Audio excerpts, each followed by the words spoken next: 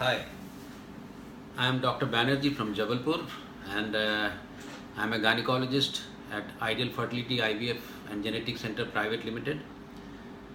We are doing 40 to 50 cycles of IVF every month, and we do IVF ICSI with 100% blastocyst transfer.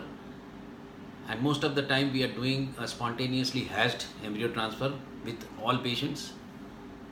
And most of the time it happens, but out of 100, 3 or 4 cases, sometimes 5 cases, we don't get any blastocyst on day 5 or 6. At that time we have to defer the embryo transfer. But overall we are doing spontaneously hatched embryo transfer with blastocyst transfer in most of the patients. And with blastocyst transfer we have achieved in few months, you can say, out of 10, 8 cases, most of the time we are getting 6 or 7 cases out of 10 pregnant. That is implantation. The take-home baby rate drops little bit from a blastocyst transfer because you cannot get 100% babies with 100% implantation. So it goes near about 35 to 40% in overall. But it depends upon how old is the patient, how is the egg reserve, how is the uterus lining.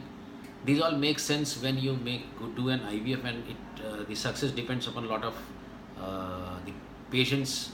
You can say a seed and the soil both should be good, and there should be a good lab, there should be good control. So whenever you do a blastocyst transfer, and if you get a blastocyst, that is day 5. Normally nature also transfers day 5 blastocyst.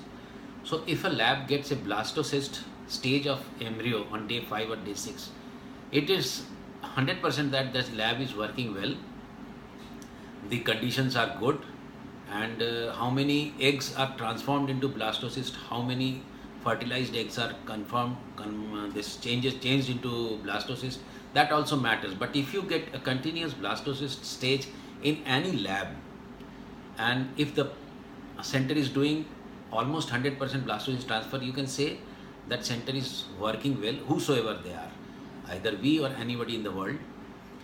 And it is known that the implantation rate from the day 3 or day 2 transfer, which is not selected one, not a selection from amongst the lot, these cycles implantation rate goes to 25 to 30%. But whenever you make a good selection from out of many day 2, day 3 embryos, and few of them goes to blastocyst, then you can get a good blastocyst. And that blastocyst only happens if that embryo survives day 2, day 3 block.